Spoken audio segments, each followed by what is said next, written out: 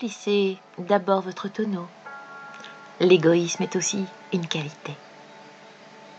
Imaginons un prisonnier qui se réveille un matin et qui découvre que la porte de sa cellule est grande ouverte.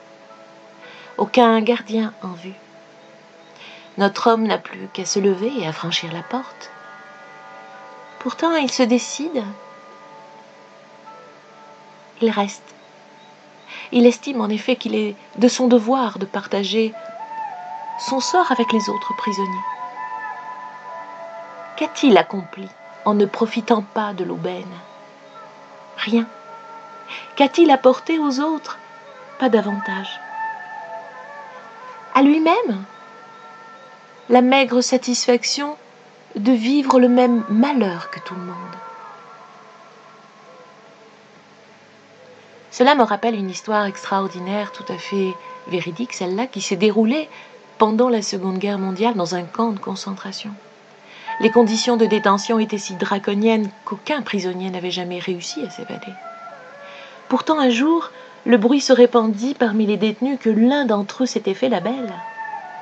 Cette nouvelle emplit les cœurs de joie et atténua la souffrance des autres. Les effets ne tardèrent pas à se faire sentir, le taux de mortalité recula sensiblement, les hommes se redressaient, les volontés se raffermissaient, puisant une force nouvelle dans cette évasion que l'on avait crue jusqu'alors irréalisable. Désormais, la possibilité existait. La condamnation cessait d'être une certitude. L'ennemi venait de révéler une faille, et l'esprit de révolte regagnait du terrain. Quelques mois plus tard, lorsque les troupes alliées ouvrirent enfin les portes du camp où fit une découverte dans un des baraquements, le prétendu évadé vivait recroquevillé dans une cache aménagée sous le plancher. Une poignée de complices l'avait nourri tout ce temps-là. Il n'avait, en fait, jamais mis le pied hors du camp. Mais chacun avait cru à son évasion et y avait trouvé une raison de s'accrocher à Lévi. On n'aide pas ceux qui sont dans la misère morale ou matérielle en se condamnant avec eux, mais en leur prouvant par l'exemple qu'ils peuvent eux aussi accéder au bonheur. Un des pièges de l'amour, c'est en effet de croire qu'il faut descendre dans la fosse pour le seul fait d'y être avec les autres. On ne voit pas que c'est probablement le plus mauvais service à leur rendre. Si vous avez la force ou l'opportunité de vous échapper d'un ghetto quel qu'il soit, mais n'hésitez pas, saisissez votre chance. Par ce geste, vous direz alors à tous les autres « Mais regardez, j'en suis sorti !» C'est donc que vous pouvez en faire autant.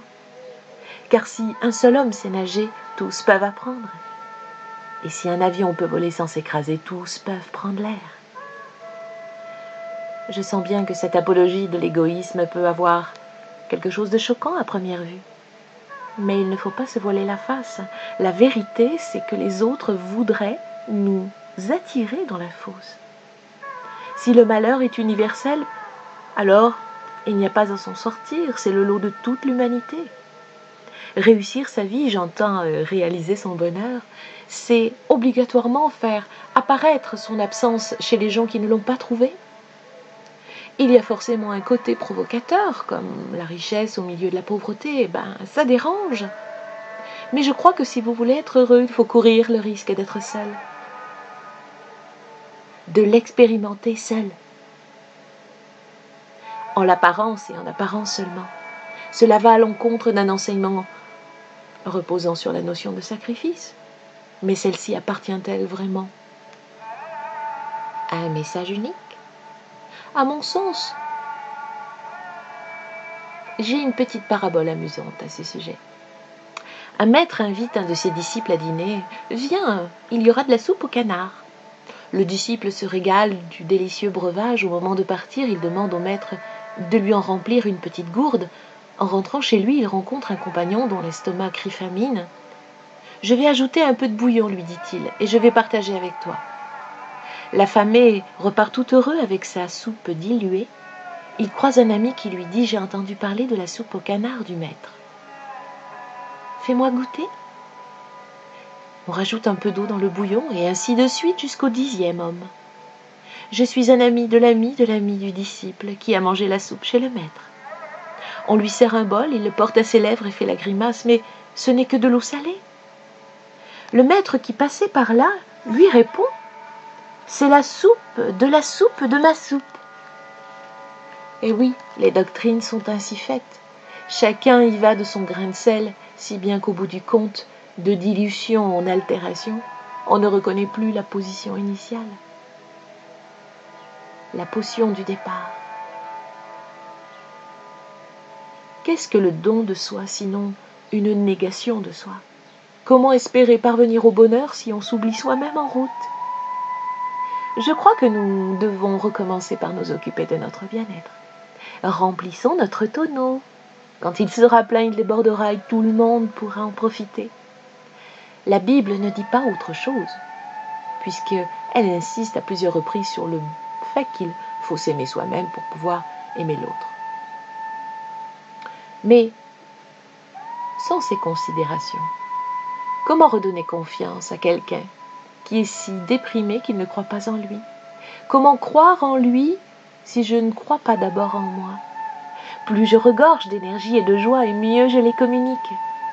On le voit, l'égoïsme que je prêche n'a rien d'un égocentrisme. Il ne s'agit pas de ne penser qu'à soi, qui est une position toujours stérile car elle nous prive de la richesse supplémentaire qui s'appelle l'autre, mais de penser à soi d'abord pour la bonne raison qu'on ne peut donner que ce que l'on a. Alors soyez égoïste. Ne pensez pas qu'à vous, mais pensez à vous d'abord. Dans une relation d'égal à égal, c'est-à-dire entre adultes, ne vous oubliez pas de grâce. Celui qui n'est pas heureux ne peut pas grand-chose pour le bonheur d'autrui.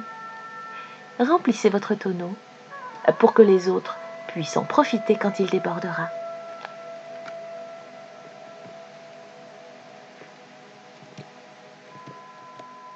Merci.